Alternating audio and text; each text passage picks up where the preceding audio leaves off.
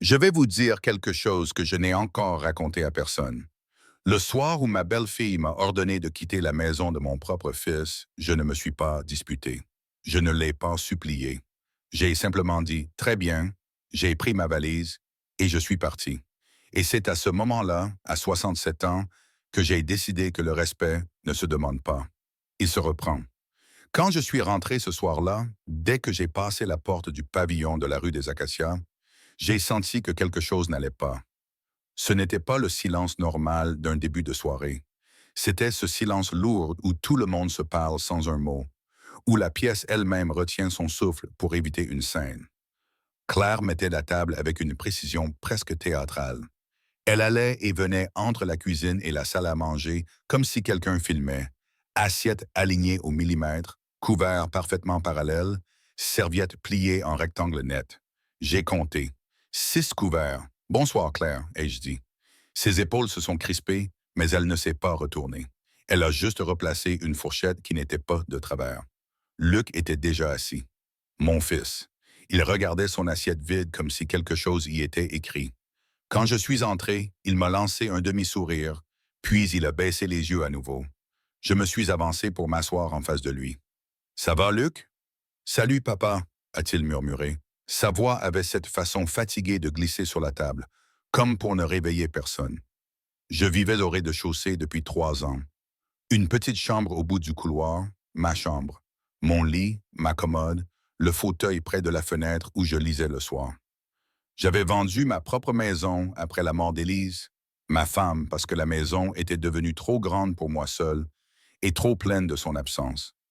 Luc m'avait dit, viens chez nous, papa, le temps que tu te poses un peu. Le temps que je me pose. 3 ans. La sonnette a retenti. Et là, tout a changé. Le visage de Claire s'est littéralement transformé. Sa bouche, tout à l'heure serrée, s'est ouverte sur un sourire large, lumineux, trop rapide pour être sincère. Elle a quitté la table presque en trottinant. Depuis le couloir d'entrée, j'ai entendu des voix enjouées. Une voix d'homme forte sur d'elle. Eh bien, dis donc, vous avez une belle maison ici. Et une voix de femme plus sucrée. On est tellement content d'être enfin là. André et Monique sont apparus dans l'encadrement de la porte de la salle à manger avec des valises à roulettes derrière eux. Les parents de Claire. Je n'étais pas au courant. André avait l'assurance d'un homme qu'on a toujours bien reçu partout. Carrure large, cheveux déjà très éclaircis, mains plantées sur les hanches comme si la pièce lui appartenait. Monique avançait déjà les bras ouverts vers Claire, sans même regarder autour d'elle. Ils n'avaient pas l'air de visiteurs. Ils avaient un l'air de propriétaires qui font l'état des lieux. J'espère qu'on ne dérange pas, a dit Monique en prenant une chaise sans attendre qu'on l'invite. Mais non, maman, a répondu Claire en l'embrassant sur la joue. Vous restez autant que vous voulez, tu le sais bien. Autant que vous voulez. J'ai levé les yeux vers Luc. Il fixait son assiette comme si les motifs de la porcelaine pouvaient lui répondre à sa place. André a déposé sa valise. Sans gêne, il s'est installé en bout de table. Ma place habituelle. Luc n'a rien dit. On a dîné comme ça, tous ensemble. Enfin, ensemble est un grand mot. Eux parlaient, surtout André. Ils racontaient leurs soucis avec le syndic de l'immeuble, des histoires d'associations de copropriétaires et de clubs de cartes, comme si tout le monde autour de la table mourait d'envie d'entendre ces petites guerres personnelles. Monique ponctuait chaque phrase d'André. Exactement. Tu te souviens? Je lui ai dit, hein? Claire riait quand il fallait rire. Elle posait les questions qu'il fallait poser. Elle jouait son rôle de fille dévouée. Luc et moi, nous mangions en silence. Je ne sentais pas le goût de ce que j'avalais. Ma poitrine était serrée.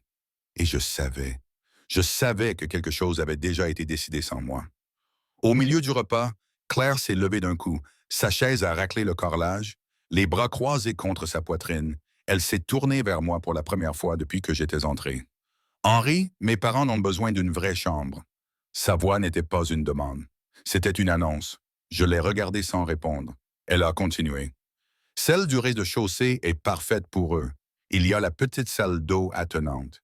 Maman ne peut pas monter les escaliers toute la journée avec ses genoux. J'ai senti mon cœur battre dans les tempes, pas dans la poitrine. La chambre du rez-de-chaussée, ai-je dit doucement. Ma chambre. Claire m'a soutenu du regard. Elle ne clignait même pas. On ne va pas les faire dormir à l'étage comme des ados, Henri. Ils méritent mieux que ça.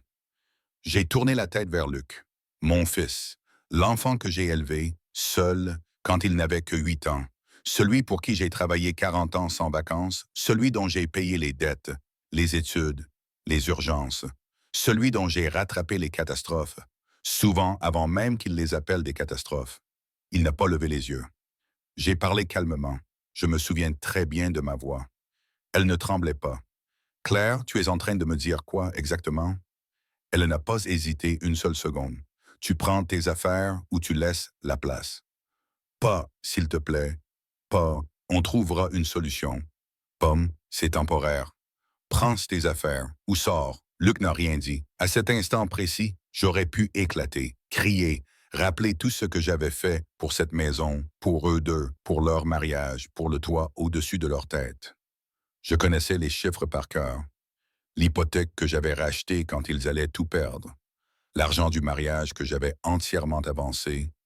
La voiture neuve de Claire quand l'ancienne a rendu l'âme. Et surtout, les virements mensuels, réguliers, invisibles. Ceux qui faisaient tenir leur train de vie sans qu'ils s'en rendent même compte. J'aurais pu tout jeter à la figure de Claire. Je ne l'ai pas fait. Je me suis contenté de pousser lentement ma chaise en arrière. Le bruit du bois sur le carrelage a été le son le plus fort de tout le repas. Je vois, ai-je dit, et j'ai quitté la table. Dans le couloir, je sentais encore leur voix derrière moi. Pas des excuses, pas un «Attends, on va parler». Non, déjà les tonalités triomphantes, déjà la victoire savourée, déjà ma disparition considérée comme acquise. Ma chambre sentait le propre et le papier. Sur la commode, il y avait toujours la photo d'Élise, prise 8 ans avant sa mort, lorsqu'elle riait encore sans se fatiguer. Je suis resté un moment debout au milieu de la pièce. C'était petit, oui. C'était simple. Mais c'était chez moi. Mes chemises pliées, mes livres, mon flacon d'après-rasage, les piluliers alignés, prêts chaque matin comme des petits soldats patients. J'ai ouvert l'armoire. J'ai sorti ma vieille valise en cuir. Elle était usée aux angles, polie par des années de déplacement quand je travaillais encore comme conseiller financier. Je l'ai posée sur le lit, j'ai ouvert la fermeture éclair et j'ai commencé à plier mes affaires. Pas en panique, pas avec des gestes brusques, avec soin. Chemise rangée par deux, pantalon roulé pour ne pas froisser les plis, les chaussettes par paire, la trousse de toilette refermée correctement, mon rasoir enveloppé dans un linge, les médicaments dans la poche intérieure. J'ai pris la photo d'Élise. J'ai hésité une seconde, puis je l'ai glissée dans une chemise cartonnée. Je pouvais les entendre dans ce salon. La voix d'André résonnait, pleine, confortable. Monique riait. Claire disait quelque chose comme « Voilà, enfin un peu d'organisation ». Luc ne disait presque rien. Je connais le silence de mon fils. C'est un silence qui espère que les choses se passent sans qu'il ait besoin de choisir un camp. J'ai fermé la valise. Le petit clic du fermoir a été net, presque beau. Je l'ai soulevé. Elle n'était pas lourde. C'est fou comme on peut réduire une vie entière à ce qu'on peut porter d'une main. Je suis sorti de ma chambre pour la dernière fois. Personne n'est venu me retenir. Personne n'a dit « Papa, attends ». Personne n'a dit « Henri, écoute, ce n'est pas ce qu'on voulait dire ». Je suis passé par l'entrée, j'ai pris mon manteau et j'ai ouvert la porte d'entrée sur l'air frais du soir. Il faisait froid ce soir-là, à Aix. Un froid clair, sec, qui pique les joues sans les engourdir. J'ai descendu les 2 marches du perron et je me suis arrêté une seconde sous la lumière extérieure. J'ai regardé ma propre buée sortir de ma bouche. Derrière moi, la maison où j'avais vécu 3 ans venait officiellement de décider que j'étais encombrant. J'ai sorti mon téléphone. J'ai appelé un taxi. Le chauffeur est arrivé quelques minutes plus tard. Un jeune, casquette de foot vissée sur la tête, l'accent du Sud. Il a ouvert le coffre sans poser de questions. Où ça? L'Ibis, près de la gare routière, j'ai répondu. On a roulé dans les rues que je connaissais par cœur. On est passé devant le petit parc où j'emmenais Luc quand il avait 5 ans. On est passé devant la boulangerie où Élise et moi achetions le pain du dimanche. Tout était toujours là. Tout continuait très bien sans moi. À l'hôtel, l'accueil a été rapide. Une carte magnétique. Un «Bonne nuit, monsieur», poli, sans curiosité. La chambre était anonyme, propre, beige. Lit fait au carré, télé fixée au mur, salle de bain minuscule avec les flacons de gel douche tous identiques. Je me suis assis au bord du lit avec la valise encore fermée à mes pieds. Je me suis regardé dans le miroir au-dessus du bureau. Un homme de 67 ans, chemise boutonnée, visage calme, dos droit. Je me suis dit, tu as tout payé pour eux. La maison, le mariage, la voiture, les courses du mois, les factures quand ils n'y arrivaient pas.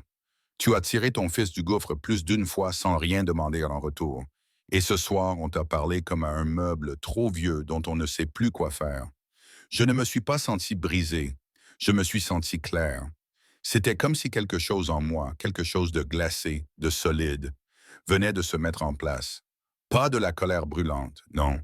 La colère brûle, s'épuise, se consume. Ce n'était pas ça. C'était quelque chose de froid et de stable, comme une plaque de glace, lisse et dure. Je savais exactement ce que j'allais faire. Je n'allais pas hurler. Je n'allais pas supplier. J'allais leur montrer qui je suis. Pas avec des mots, avec ma place, avec mon argent, avec ma présence. Je me suis allongé tout habillé sur le lit de l'hôtel, les mains croisées sur la poitrine. Les petites lampes jaunes de la chambre projetaient des reflets sur le plafond texturé. J'ai fermé les yeux et j'ai revu Claire, debout au bout de la table, les bras croisés, sûre d'elle, en train de me dire de débarrasser mes affaires. J'ai revu Luc, tête basse, muet, soulagé surtout que je parte sans histoire. Et j'ai pensé, très bien Claire, très bien Luc. Demain matin, je commence. Le lendemain matin, je me suis réveillé tôt, bien avant le réveil. Le genre de réveil net qu'on a après une gifle morale. Le corps sait qu'il n'y a plus d'illusion possible. J'ai descendu au petit déjeuner de l'hôtel, j'ai pris un café noir et un croissant mou emballé dans du plastique, puis je suis remonté dans ma chambre avec un plateau et mon vieux classeur. Ce classeur, je le traîne depuis 1985. Cuir brun, un peu fendu sur les bords. Dedans, mes relevés, mes notes, mes tableaux écrits à la main. Je n'ai jamais fait confiance à un écran pour les choses importantes. Écrire à la main, c'est ralentir assez pour voir ce qu'on ne voulait pas voir. Je me suis installé à ce petit bureau d'hôtel et j'ai étalé ma vie sur le bois clair. Je vais vous dire ce que Claire ne comprend pas, ce que Luc a fini par oublier. Je ne suis pas un vieil homme à la retraite qui vit sur une pension maigre et qui coûte. Je suis l'homme qui a bâti leur sécurité quand eux ne savaient même pas qu'ils étaient en danger. 4 ans plus tôt, Luc m'avait appelé en tremblant. Je me souviens encore de sa voix ce soir-là. Papa, c'est sérieux. Il m'avait expliqué que la banque lançait une saisie. Ils étaient en retard de plusieurs mois sur le crédit immobilier. La maison de la rue des Acacias allait partir. Claire pleurait, disait-il. Il ne savait plus quoi faire. Je n'ai pas réfléchi. Je suis monté dans la voiture, j'ai roulé jusque chez eux. Je me suis assis à cette même table où hier on m'a parlé comme à un intrus. Et Luc m'a glissé les papiers devant les mains. Des lettres officielles, des échéances, des mots en gras. Mise en demeure, dernier délai. Montant restant dû pour éviter la saisie, 180 000 euros. Luc avait dit, je ne peux pas te demander ça, papa. Et ses yeux, eux, disaient exactement l'inverse. Le lendemain matin, j'étais à la banque. J'ai réglé, en une fois, virement direct de mon compte vers le leur pour stopper la procédure avant qu'elle n'aille au tribunal. J'ai signé les papiers. J'ai regardé l'employé taper le code et confirmer l'opération. Et j'ai vu sur le visage de mon fils quelque chose que je n'oublierai jamais. Les larmes d'un adulte qui réalise qu'il vient d'être sauvé par son père comme quand il avait 8 ans. Il m'avait pris par les épaules sur le trottoir, devant l'agence, et il avait dit, « Je te rembourserai, je te le jure, chaque centime. » Vous savez quoi? J'y ai cru. Parce que je voulais y croire. Ce n'était pas tout. Je me suis forcé à l'hôtel à tout remettre noir sur blanc, sans mensonge utile, sans atténuation. Mariage de Luc et Claire, 15 000 euros. C'était le rêve de Claire, comme elle le disait. Une réception dans un endroit cher près d'Aix, terrasse privée, traiteur, bar à volonté, photographe artistique. Luc n'avait pas les moyens. Je les ai donnés. Parce qu'elle mérite ça, papa. Je me souviens très bien de cette phrase. La voiture de Claire. 8 000 euros d'apport pour qu'il puisse changer sa vieille citadine qui rendait l'âme. Et elle ne voulait pas une poubelle d'occasion, non. Elle voulait quelque chose de propre, avec les sièges en cuir et un bon système audio. C'est moi qui ai arrangé le financement, moi qui ai assumé les mensualités de crédit quand ils avaient un mois difficile. Puis il y a le reste, le discret, ce qu'ils n'appellent même plus de l'aide parce que ça s'est fondu dans le décor. Les virements. Tous les mois, le premier, pendant 3 ans, j'ai envoyé 1 200 € sur le compte de Luc. On avait présenté ça comme un coup de pouce au quotidien. Les courses, l'électricité, l'assurance, l'essence, les petites urgences, les repas du soir commandés parce que Claire n'en peut plus de cuisiner après sa journée. 1 200 € tous les mois, sans faute. 3 ans, je vous laisse faire le calcul. 200 € quel 36 mois, 200 €, rien que ça. Je pourrais vous dire que c'était de la générosité pure. Ce ne serait pas vrai. Bien sûr que je voulais les aider, mais ce que je voulais surtout, c'était la tranquillité. Je voulais être sûr que Luc ne replongerait pas dans le trou où je l'avais déjà tiré une fois. Je voulais qu'il n'ait pas à choisir entre payer l'assurance voiture ou payer l'épicerie. Je voulais, bêtement, qu'il puisse respirer. Et eux, avec le temps, ont cessé de voir ça comme un effort. C'est devenu pour eux l'air du salon, invisible, gratuit, assuré. Je me suis arrêté un moment, ce matin-là à l'hôtel, et j'ai pris mon téléphone. J'ai ouvert mon application bancaire. J'ai fait défiler les virements. Les lignes bleues, régulières, toujours à la même date, toujours libellées virement soutien, LM. LM pour Luc Martin. Ce n'était pas un cadeau pour Claire. C'était de mon fils, me disais-je, mon fils. J'ai reposé le téléphone, et puis j'ai écrit une liste. Tout mettre à plat enlève la pitié. C'est pour ça que les gens évitent de le faire. Hypothèque sauvée, 180 000 € mariage, 15 000 €. Voiture, 8 000 €. Virement mensuel, 43 200 €. Total consigné, 246 200 €.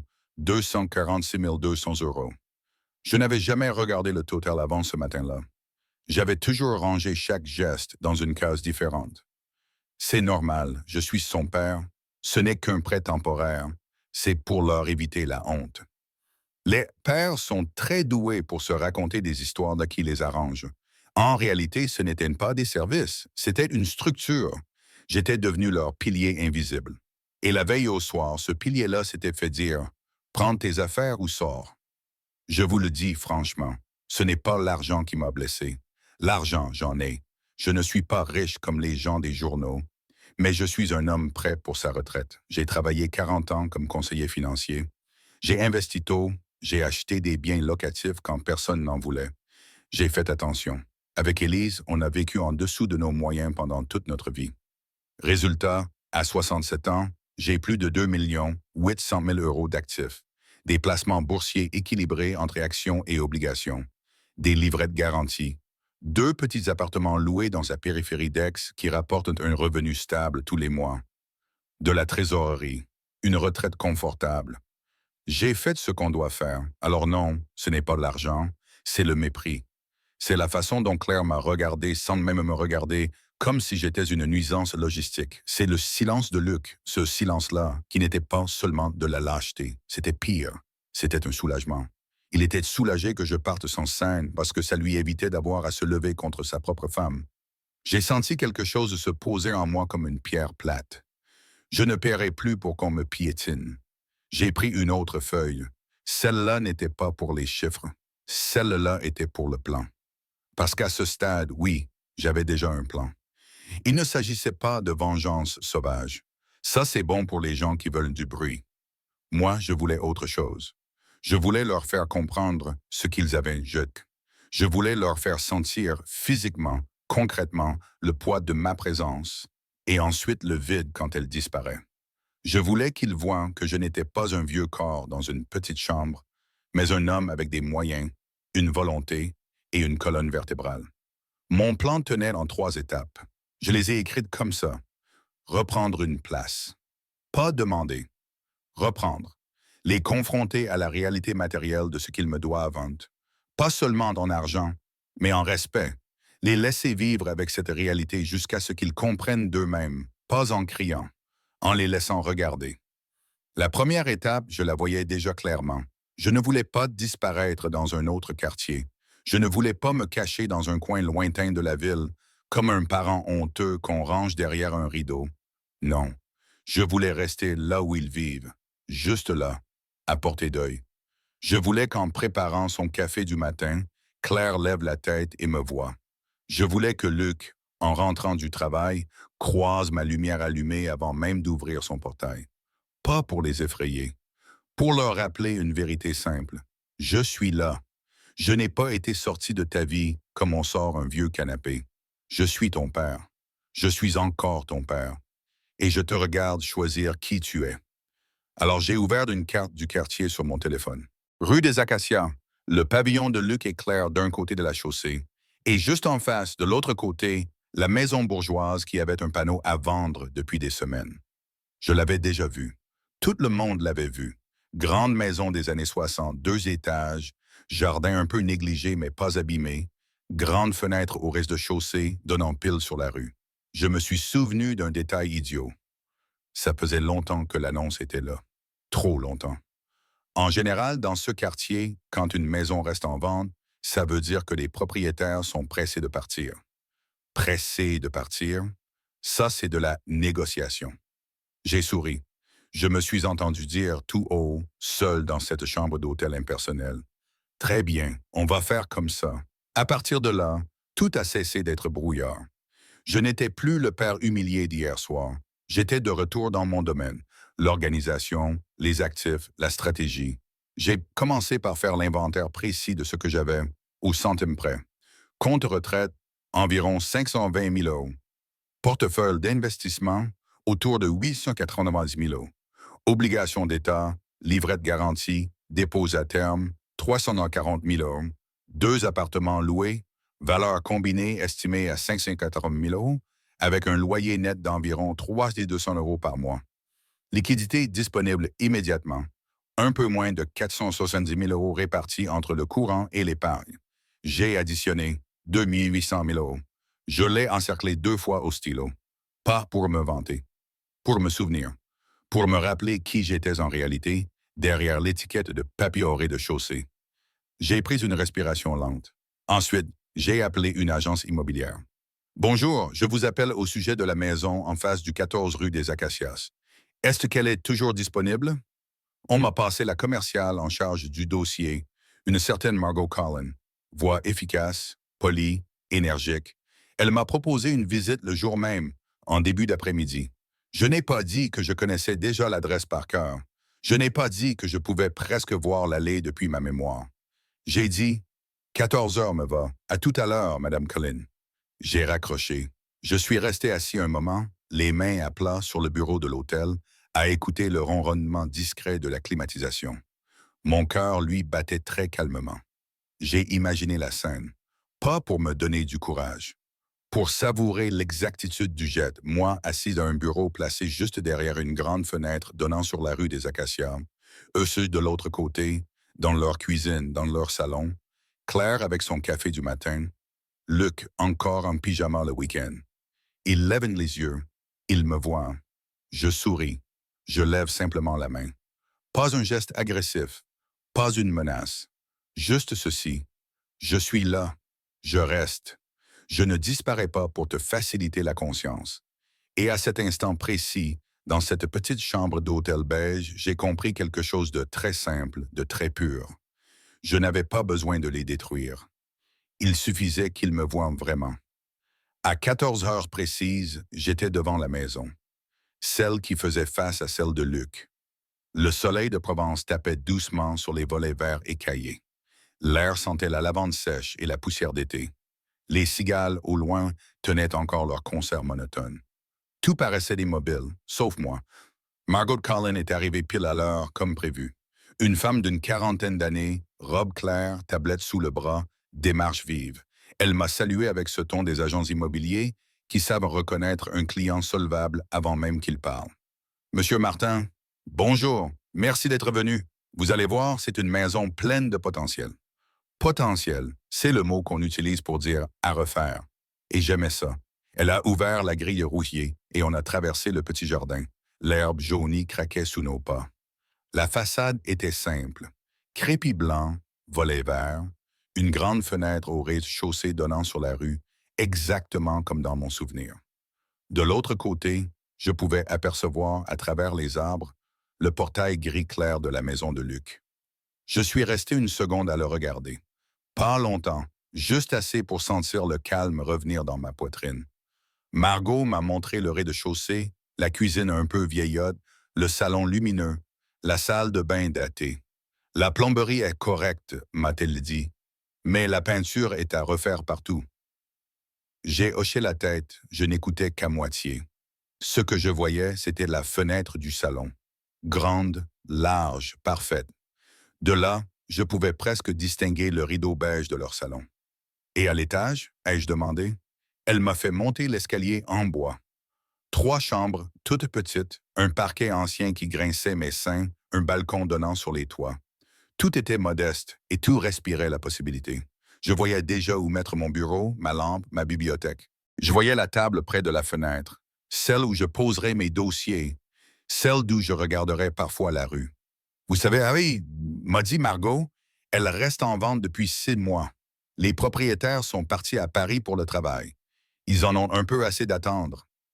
J'ai senti un léger sourire me venir aux lèvres. Vous pouvez leur dire que l'attente est terminée. Elle a relevé la tête. Vous êtes intéressé? Je fais une offre tout de suite, content. Ses yeux ont légèrement brillé, ce genre de lueur qu'ont les gens quand ils comprennent que la commission va tomber vite. Elle a sorti sa tablette. Très bien, monsieur. Vous pensiez à quel montant? Le prix affiché était de 410 000 €. Je savais que c'était déjà un bon prix pour le quartier. Mais je connaissais les règles du jeu. Quand un bien traîne, l'acheteur détient la montre. 380 000 € net vendeur, ai-je dit calmement. Margot a ouvert la bouche, un peu surprise. C'est une proposition sérieuse?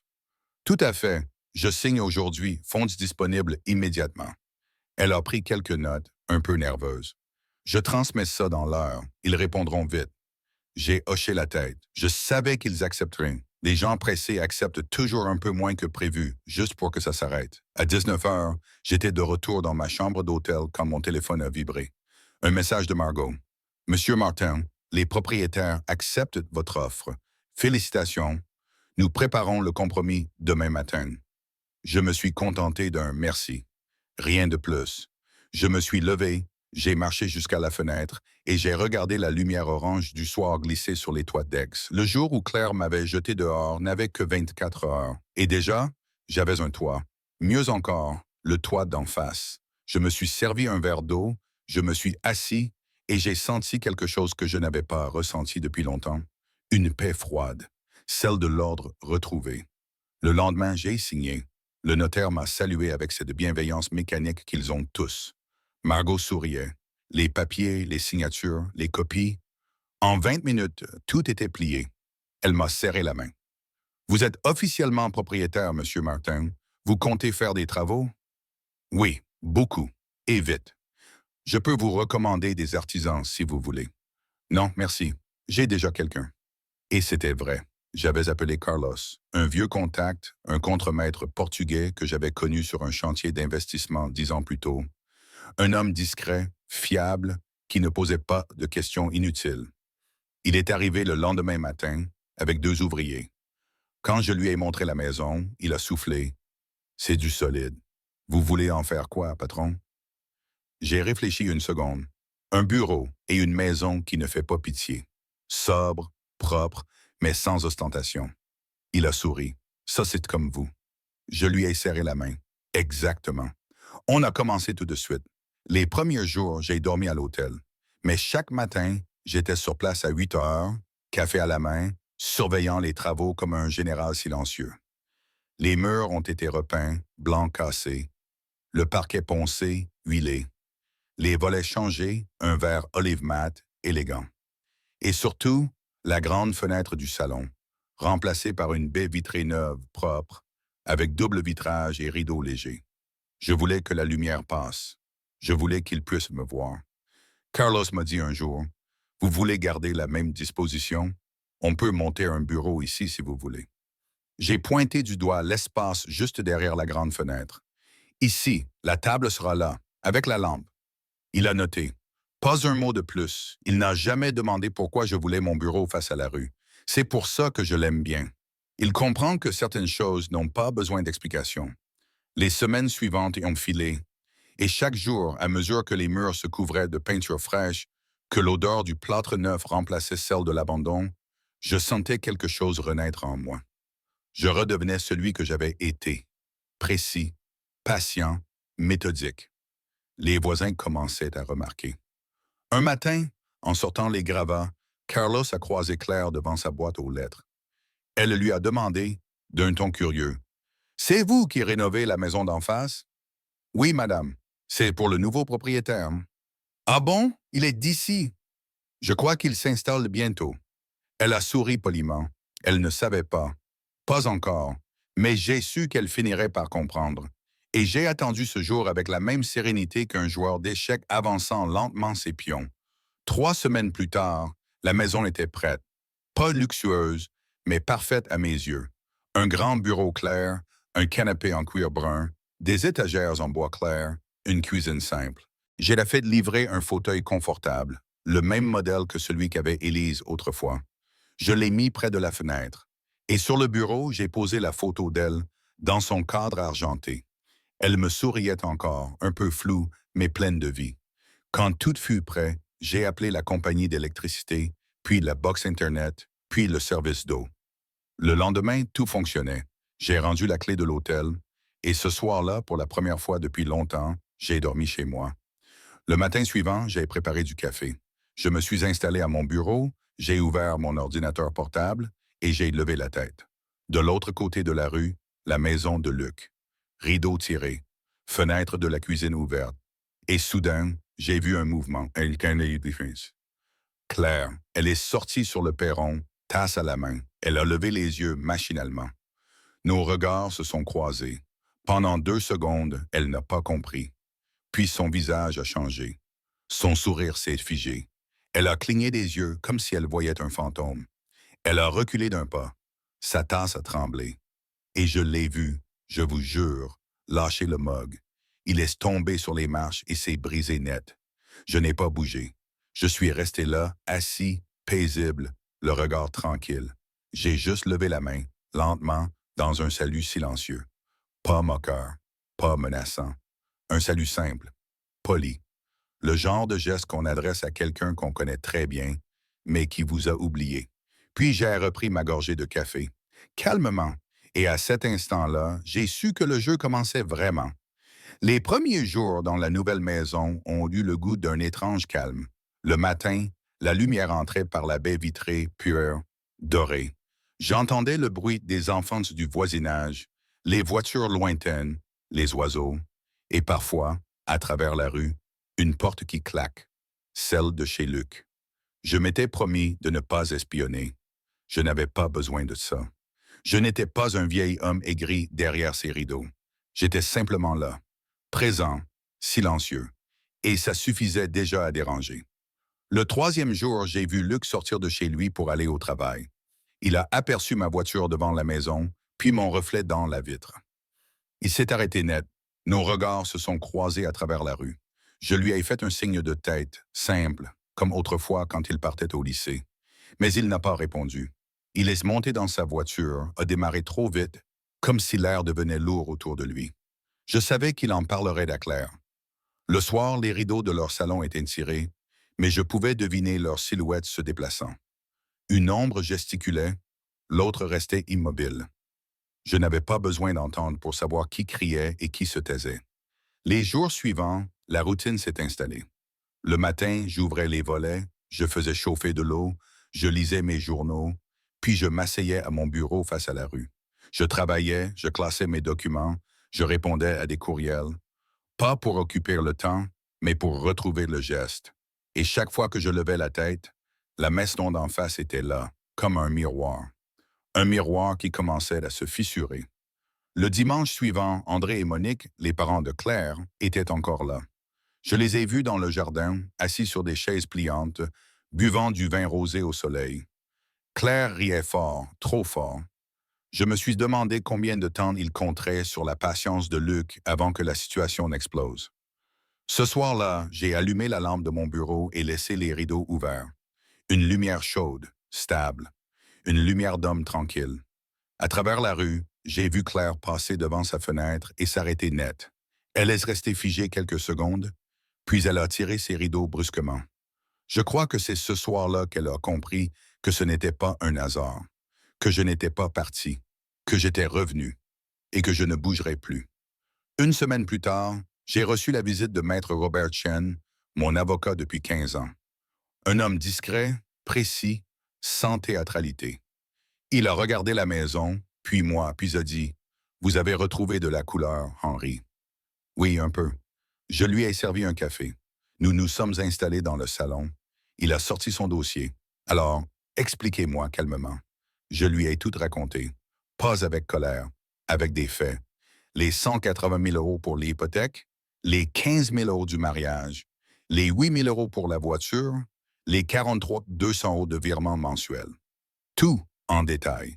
Il a pris des notes sans m'interrompre, puis il a levé les yeux. Vous avez les preuves de tous ces transferts?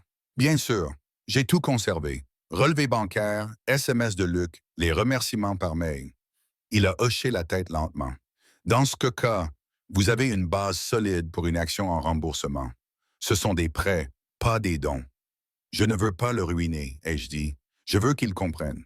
Qu'il voit ce que ça coûte d'effacer quelqu'un. Maître Chen a esquissé un demi-sourire. Je comprends. On va lui rappeler la réalité. Discrètement.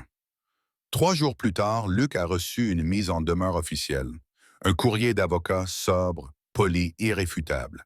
Il y était écrit, noir sur blanc, que M. Henri Martin réclamait le remboursement de la somme de 246 200 € avec pièces justificatives à l'appui. Aucune menace, aucun ton agressif, juste une phrase finale. À défaut de réponse, dans un délai de 15 jours, une procédure judiciaire pourra être envisagée. J'imagine la scène. Claire ouvrant la lettre, fronçant les sourcils, appelant Luc d'un ton sec. Luc lisant la feuille, blêmissant. Le silence ensuite, lourd, impuissant.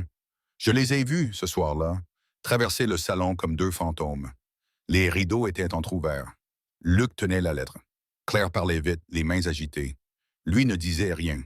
Et moi, de mon bureau, je lisais tranquillement mon journal. La table entre mes mains ne tremblait pas. Le lendemain, Luc a sonné à ma porte. Je savais que ce moment viendrait. Je l'ai laissé attendre quelques secondes, puis j'ai ouvert. Il avait le visage fatigué, les yeux cernés. « Papa, pourquoi tu fais ça? » Je l'ai regardé calmement. « Pourquoi, Luc? Tu veux vraiment que je te réponde? » Il a hoché la tête, la gorge serrée. « Parce que pendant 3 ans, tu as oublié qui j'étais. Parce que ta femme m'a mise dehors et que tu n'as rien dit. Parce que vous m'avez traité comme une charge alors que j'étais votre fondation. » Il a baissé les yeux. « Ce n'était pas contre toi.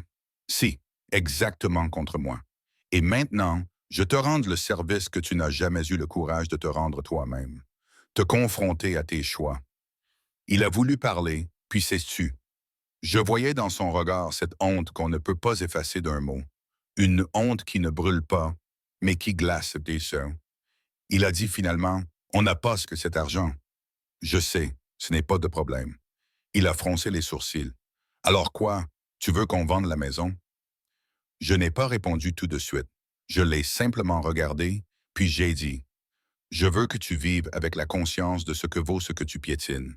Je veux que chaque matin, en ouvrant tes volets, tu vois ce que tu as perdu. » Il a secoué la tête en colère, presque désespéré. « Tu veux nous humilier? » « Non, Luc, je veux que tu apprennes. » Il a soufflé fort, puis a tourné les talons. Avant de franchir le portail, il s'est arrêté, et d'une voix plus basse, « Je ne te comprends pas. » Je lui ai répondu sans hausser le ton. « C'est bien ça, le problème. » Les jours ont passé, les parents de Claire ont commencé à partir plus souvent. On disait qu'ils avaient des choses à régler dans le Var. Je savais qu'ils fuyaient de l'attention. Et Claire, elle, changeait. Je la voyais parfois sortir, nerveuse, son téléphone à la main, jeter un coup d'œil rapide vers ma maison avant de tourner au coin de la rue. Elle ne supportait plus cette présence tranquille, et moi, je ne faisais rien. Je vivais, exactement comme avant. Mais cette fois, à ma place. Un matin, j'ai reçu un appel de Maître Chen. « Votre fils m'a contacté, dit-il. Il veut un délai. Il n'a pas les moyens de tout rembourser. » « Très bien, ai-je répondu. Je n'ai jamais demandé qu'il rembourse tout. Je veux un geste, une reconnaissance écrite. Vous parlez d'un accord amiable? Oui, mais il doit écrire de sa main qu'il reconnaît la dette. Sans ça, je poursuis. Je m'en occupe, a dit l'avocat calmement. Et moi, j'ai raccroché, puis je suis allé ouvrir mes volets.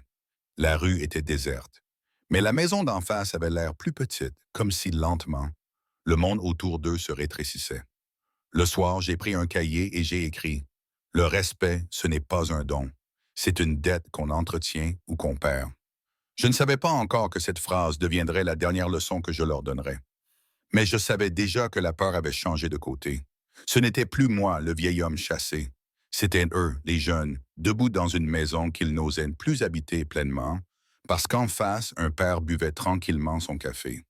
Et parfois, c'est tout ce qu'il faut pour que la vérité devienne visible. Les semaines suivantes ont eu l'odeur du chaos contenu. Rien d'explosif.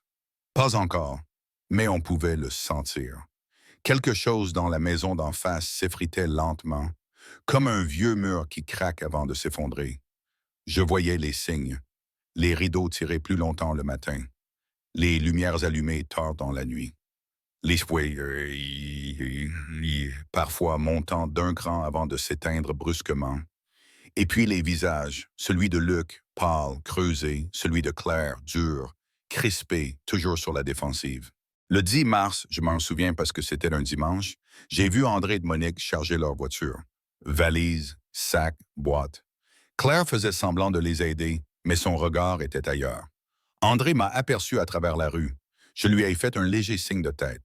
Il m'a rendu le salut, sans un mot. Monique, elle, n'a même pas levé les yeux. Ils sont partis dans un silence presque religieux. Et la maison de Luc a semblé rétrécir encore un peu. Le soir même, Claire a fermé les volets plus tôt que d'habitude. Et pour la première fois, j'ai entendu, à travers la rue, un cri. Pas de colère, un cri de peur, court, étranglé, puis le bruit d'un verre qui se brise. Et ensuite, le silence. Un silence lourd, profond, où même les cigales semblaient s'être tues. Je n'ai rien fait. Je ne suis pas intervenu. Ce n'était pas mon rôle. C'était leur histoire, désormais. Leur responsabilité. Les jours ont passé et Luc a fini par revenir me voir. Un soir, sans prévenir. Il a traversé la rue, les mains dans les poches, la tête basse. Quand j'ai ouvert la porte, il avait cet air d'un homme qui ne sait plus par où commencer. Je l'ai laissé entrer. Je lui ai servi un café, comme avant. Il s'est assis en face de moi, les épaules affaissées. « Papa, dit-il enfin, je crois que tout s'écroule. » Sa voix était rauque, fatiguée. « Claire ne dort plus. Elle dit que tu veux nous détruire. » J'ai posé ma tasse. « Non, je veux que vous ouvriez les yeux, c'est tout. » Il a passé une main sur son visage. « Tu ne comprends pas, on ne peut plus payer grand-chose. La banque nous relance. Le crédit voiture, les assurances. On n'a plus ton aide. » Je l'ai regardé calmement. « Luc, tu dis ton aide comme si c'était un droit. Ce n'était jamais un dû. » Il a soupiré. « Oui, mais je pensais que tu ferais ça jusqu'à... » « Jusqu'à quoi? Jusqu'à ta retraite. » Il n'a rien répondu. Je me suis penché légèrement vers lui. « Écoute-moi bien, Luc, tu as passé des années à croire que ma générosité était infinie. Ce n'était pas le cas. J'ai simplement fermé les yeux parce que j'étais ton père. Mais quand ton silence m'a mis dehors, j'ai compris que c'était fini. » Il a serré les poings. Claire ne voulait pas que ça se passe comme ça. Claire a dit les mots, mais toi, tu les as laissés vivre. Cette phrase l'a frappé. Je l'ai vu. Il a détourné le regard, incapable de soutenir le mien. Je ne ressentais plus de colère, seulement une étrange lucidité. Je n'étais pas en train de le punir. Je le ramenais simplement dans la réalité. « Et maintenant, a-t-il murmuré, tu vas nous poursuivre au tribunal? Si c'est nécessaire, mais ce n'est pas ce que je veux. » Il a levé les yeux. « Alors, qu'est-ce que tu veux, papa? » J'ai pris une respiration lente. « Que tu retrouves la colonne vertébrale qu'on t'a volée. Que tu arrêtes de vivre à crédit, pas seulement en argent, mais en dignité. » Il a ouvert la bouche pour répondre, puis il a hoché la tête. Pas d'accord, pas encore, mais il avait compris. Avant de partir, il a dit doucement, « Tu as changé. » J'ai répondu, « Non, Luc, j'ai simplement cessé d'être aveugle. » La semaine suivante, les rumeurs ont commencé à circuler dans le quartier. Les voisins, Ces curieux éternels murmuraient que les Martins d'en face avaient des problèmes. Je les entendais parfois sur le trottoir. Le père s'est installé juste en face, tu te rends compte?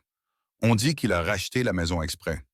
Je n'ai jamais confirmé, ni démenti. Je laissais les mots flotter. La vérité n'a pas besoin de défense, elle finit toujours par s'imposer. Claire, elle, se refermait un peu plus chaque jour. Je la voyais sortir moins souvent. Luc, au contraire, semblait passer plus de temps dehors, comme pour fuir. Un soir, il est rentré tard, très tard. J'étais encore à mon bureau, la lumière allumée. Je l'ai vu descendre de sa voiture, titubant légèrement. Il a levé les yeux vers ma fenêtre, nos regards se sont croisés dans la nuit. Il n'a rien dit, mais il s'est arrêté. Et là, dans ce silence, j'ai compris qu'il ne voyait plus un père. Il voyait le témoin de sa chute. Quelques jours plus tard, j'ai reçu un appel de Maître Chen. Ils ont signé la reconnaissance de dette, m'a-t-il dit. Tous les deux, Luc et Claire. Bien, ai-je répondu simplement. Je n'ai ressenti aucune victoire. Juste un apaisement. Ce document, c'était la frontière. Désormais, tout était clair. Je n'étais plus un fantôme errant entre deux maisons. J'étais un homme qui avait récupéré sa place légitime. Mais la paix chez eux ne revenait pas. Je le voyais, je le sentais. Claire évitait le regard des voisins. Luc travaillait plus, mais gagnait moins. Et la maison commençait à se délabrer. Les volets non repeints, le jardin laissé à l'abandon, comme si leur monde entier avait perdu sa couleur. Un soir, j'ai vu Luc s'asseoir sur les marches de son perron, seul, la tête entre les mains. Il est resté là, longtemps, sans bouger. J'ai hésité à traverser la rue, à aller lui parler. Mais quelque chose m'a retenu. Je devais le laisser affronter ce vide. C'était le seul moyen pour qu'il en sorte plus fort. Je suis resté à ma fenêtre, la lampe allumée, à le regarder. Et j'ai pensé à lui, petit garçon, les genoux écorchés, revenant en pleurant d'un match de foot perdu. Je lui disais alors, « Ce n'est qu'un jeu, Luc, mais la façon dont tu réagis à la défaite, c'est ça ton vrai visage. » Aujourd'hui encore, c'était la même leçon. Seulement, le terrain avait changé. 2 jours plus tard, j'ai reçu un message. Un simple texto. « Papa, peux-tu me voir demain matin? » Seul, j'ai besoin de te dire quelque chose. Je lui ai répondu, « Oui, 10 heures, ici. » Le lendemain, il est venu. Il avait maigri. Ses mains tremblaient légèrement. Mais son regard, lui, était clair. Il s'est assis. « J'ai vendu la voiture de Claire, a-t-il dit. Et j'ai commencé à rembourser ce que je peux. Ce n'est pas grand-chose, mais c'est un début. » Je l'ai regardé sans parler. Puis j'ai hoché la tête. « C'est bien, Luc. Tu ne me rends pas l'argent. Tu te rends toi-même. » Il a baissé la tête. Ses yeux brillaient. Il a murmuré, « Je suis désolé, papa. » Et pour la première fois depuis des mois, j'ai senti mes épaules se relâcher. Je n'ai pas répondu. Je me suis simplement levé, j'ai posé ma main sur son épaule et j'ai dit, « Tu vois, il suffisait d'ouvrir les yeux. » Il a quitté la maison sans se retourner. Mais je savais que le pire était derrière lui. Ce soir-là, j'ai rouvert mon cahier. J'ai relu ce que j'avais écrit des semaines plus tôt. Le respect, ce n'est pas un don. C'est une dette qu'on entretient ou qu'on perd. Et en dessous, j'ai ajouté. Mais parfois, quand on la retrouve, elle vaut plus que tout l'argent du monde. Je me suis servi un dernier verre de vin, j'ai regardé la maison d'en face. Les volets étaient encore fermés, mais pour la première fois, je ne ressentais plus ni colère ni ironie. Juste un silence différent, un silence de reconstruction. Je savais que bientôt il reviendrait, non pas pour demander, mais pour comprendre. Et ce jour-là, je ne serais plus son créancier, je serais simplement son père. Le printemps s'installait doucement sur Aix, les journées rallongeaient, les odeurs de fleurs d'oranger flottaient dans les ruelles, et pourtant, de l'autre côté de la rue, tout semblait fané. La maison de Luc ne respirait plus. Les volets restaient souvent clos. Le jardin, jadis impeccable, s'était transformé en un patchwork d'herbes sèches et de fleurs mortes. On aurait dit qu'il vivait dans une maison en pause. Je continuais, moi, ma routine. Le matin, je lisais le journal, j'écrivais quelques lettres, je tenais mes comptes. Ma vie avait repris un rythme sobre et précis. Mais sous cette tranquillité, il restait une petite tension, comme une corde qu'on ne peut pas encore relâcher sans la casser. Et puis un matin, Claire est venue. Je ne m'y attendais pas. Je l'ai vue traverser la rue, droite, les traits tirés, les yeux rouges. Elle s'est arrêtée une seconde devant mon portail, hésitant. J'ai ouvert avant même qu'elle sonne. Bonjour Claire, et je dis calmement. Elle a serré son sac contre elle, comme si elle cherchait un abri. Est-ce que je peux entrer? Bien sûr. Elle est entrée, les épaules raides, le regard fuyant. Je lui ai proposé une chaise, un verre d'eau. Elle a refusé d'un geste. Ses lèvres tremblaient légèrement. Je ne sais pas comment commencer, dit-elle enfin. Commencez simplement. Elle a pris une inspiration. Je vous ai mal jugé. Sa voix n'était pas haute. C'était presque un souffle. Je pensais que vous étiez envahissant, que vous vouliez tout contrôler. Je me suis trompé. Je n'ai rien dit. Je la laissais parler. Luc a tout essayé pour réparer les choses, mais c'est moi qui ai brisé l'équilibre, pas lui. Moi, j'étais jalouse de votre place, de ce que vous représentiez. Elle a levé les yeux vers moi, et je me suis puni moi-même. Je l'ai observée un moment. Ce n'était plus la femme fière, hautaine, qui m'avait ordonné de partir. C'était une femme usée qui venait de tomber de son propre piédestal. Vous avez compris alors, ai-je dit doucement. Elle a hoché la tête, des larmes ont glissé sur ses joues, silencieuses. Oui, trop tard, peut-être. Je me suis levé, j'ai marché jusqu'à la fenêtre. Rien n'est jamais trop tard quand on admet qu'on a eu tort. Elle a essuyé ses larmes du revers de la main. Vous allez retirer la plainte? Je me suis retourné vers elle. Ce n'est pas une plainte, Claire. C'est une trace. Une mémoire écrite de ce que j'ai fait pour vous deux. Je ne veux pas d'argent. Je veux que cette trace existe. Pour que vous n'oubliez plus jamais ce qu'on appelle respect. Elle a baissé la tête, incapable de soutenir mon regard. Je comprends. Elle s'est levée lentement, prête à partir. Avant de franchir la porte, elle s'est arrêtée. Luc vous aime, vous savez. Il ne sait juste pas comment le dire. Je lui ai répondu sans amertume. Je le sais. C'est pour ça que je ne l'ai jamais haï. Elle a eu un léger sourire, triste. Puis elle est sortie, refermant doucement la porte derrière elle. Je suis resté seul, debout dans le silence de mon salon. Le bruit de ses pas sur les pavés s'éloignait lentement.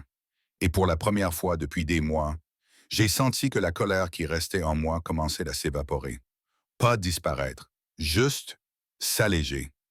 Les jours suivants ont été étrangement calmes. Je voyais Luc passer parfois, toujours pressé, mais il levait la main pour me saluer. Je répondais. Rien d'autre. Pas de longues conversations, pas d'explications, juste ce petit geste, timide, sincère. Et puis un soir, il a frappé à ma porte. Pas comme un homme qui demande la permission, comme un fils qui revient. Quand j'ai ouvert, il tenait un dossier à la main. C'est pour toi, a-t-il dit. Je l'ai pris, surpris.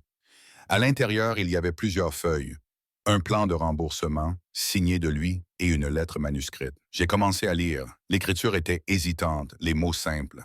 Papa, je ne pourrai jamais tout te rendre, ni l'argent, ni les années. Mais je veux essayer un peu à ma manière. Merci de ne pas m'avoir abandonné même quand je t'ai tourné le dos. Je sais maintenant que la honte d'un fils vaut parfois plus qu'un pardon vide. Luc, je suis resté un long moment sans bouger, la lettre dans les mains. Ce papier pesait plus lourd que n'importe quelle somme. Je l'ai regardé. Il me fixait, les yeux brillants. Je ne veux pas d'argent, Luc. Ma voix était basse, calme. Ce que je voulais, c'était ça. Que tu te redresses, que tu retrouves ta fierté. Il a serré les mâchoires, les larmes aux yeux. Tu m'as fait mal, papa. Mais tu avais raison. Je me suis approché de lui lentement. Parfois, on doit briser ce qui est pourri avant que ça ne s'écroule tout seul. Il a hoché la tête. Puis, d'une voix presque enfantine, « Tu crois qu'on peut recommencer? » Je l'ai regardé un instant, et j'ai souri. On ne recommence pas, Luc. On continue, autrement. Il a fermé les yeux une seconde, puis il a soufflé. Merci. Quand il est parti, j'ai compris que quelque chose s'était réparé. Pas totalement, non, mais assez pour que le silence de la rue, cette fois, ne soit plus une frontière, juste un espace de paix. Les mois ont passé. L'été approchait. La maison de Luc avait retrouvé un peu de vie, des fleurs sur le rebord des fenêtres, des rires discrets certains soirs. Je les entendais, parfois, dîner sur la terrasse, le son des verres qui s'entrechoquent, le murmure de voix apaisée. Et moi, je continuais ma routine. Je prenais soin du jardin, je lisais, j'écrivais. Un après-midi, alors que je taillais mes rosiers, J'ai entendu une voix derrière la clôture. C'était Luc. Papa? Je me suis retourné. Il se tenait là, un peu maladroit, un seau à la main. Claire a fait un gâteau. Elle voulait... Enfin, on voulait t'en apporter une part. J'ai souri. C'est gentil. Merci. Il m'a tendu le seau, et pendant quelques secondes, nous sommes restés debout, sans parler, séparés par la clôture. Puis il a ajouté, presque en chuchotant, « Tu sais, Claire attend un enfant. » J'ai senti mon cœur s'arrêter un instant. Je l'ai regardé, les yeux humides. Un petit? Oui, elle est à 3 mois. Un silence s'est installé. Pas pesant, un silence d'émotion contenue. Je me suis approché de la barrière, j'ai posé ma main sur le bois. Alors tu vas comprendre beaucoup de quoi est mon fils. Il a souri timidement. Je crois que je commence déjà. Il est reparti, et moi je suis resté là, sous le soleil couchant, le parfum des roses autour de moi, la gorge serrée. Ce soir-là, j'ai repris mon cahier une dernière fois. J'ai ajouté quelques lignes, sans chercher la perfection. La vengeance n'est jamais douce.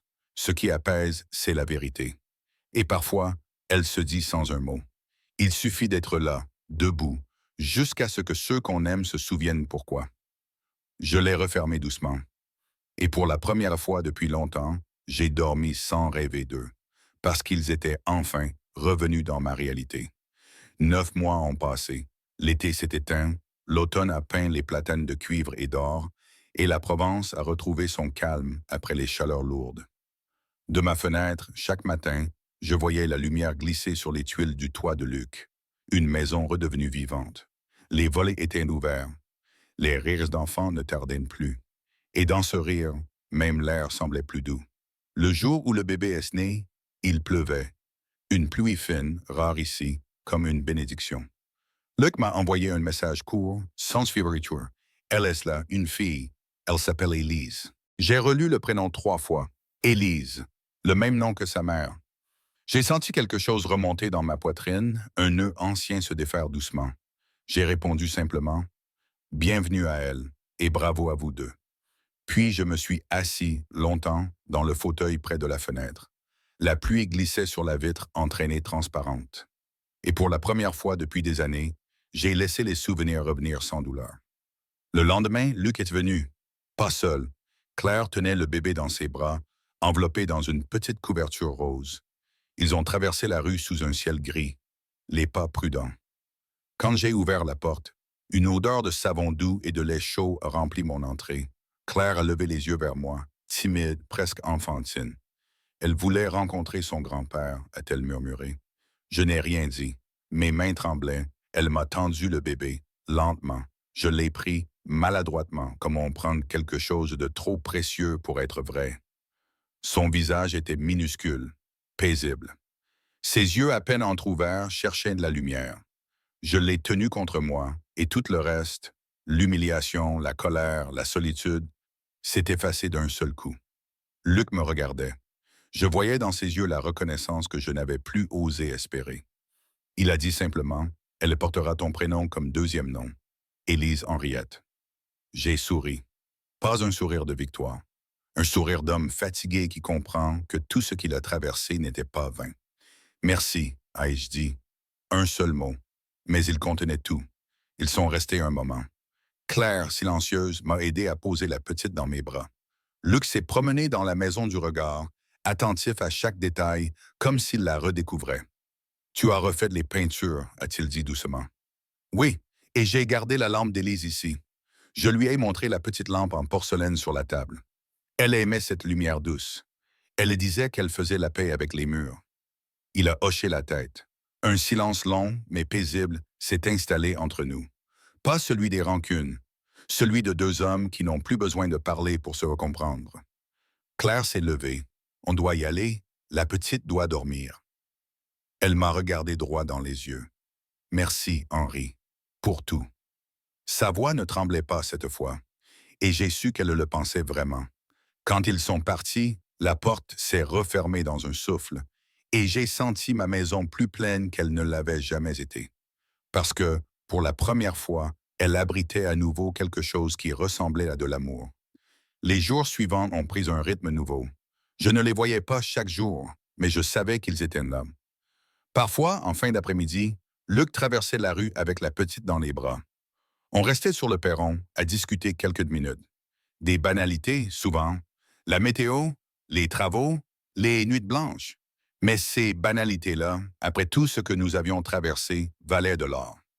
Un soir, il m'a dit, « Tu sais, j'ai toujours voulu être un père comme toi. Je ne l'ai compris qu'en te perdant un peu. » Je lui ai répondu sans réfléchir. C'est ça, être un père. On nous comprend trop tard, mais jamais pour rien. Il a ri doucement, puis il a ajouté. J'espère que je saurai enseigner à ma fille ce que tu m'as appris. Tu n'auras pas besoin de le dire, ai-je répondu. Elle le verra. À l'automne, j'ai pris une décision. J'ai appelé Maître Chen. Je lui ai demandé de préparer mon testament. Pas un testament de vengeance, non. Un testament d'ordre et de transmission. J'ai voulu que tout soit simple, clair, sans surprise. Ma maison, celle de la rue d'en face, reviendrait à Luc et Claire, à condition qu'il la garde pour Élise. Mes économies seraient réparties entre des associations locales et un fonds d'études à son nom. Et surtout, une lettre serait jointe au dossier. Je l'ai écrite à la main, lentement, avec mon stylo plume. Les mots sortaient avec une clarté nouvelle. Luc, si tu lis ceci, c'est que j'ai enfin trouvé la paix que je cherchais. Je ne t'ai jamais voulu de mal. Je voulais seulement que tu deviennes l'homme que ta mère aurait voulu que tu sois. Tu l'es devenu. Souviens-toi que l'amour, ce n'est pas ce qu'on donne sans compter. C'est ce qu'on entretient, chaque jour, comme un feu fragile. Et si un jour ta fille te ferme la porte, ne frappe pas. Attente, reste là, parce qu'un père, ça ne part jamais. Même quand on le croit parti. J'ai signé simplement « Ton père, Henry ».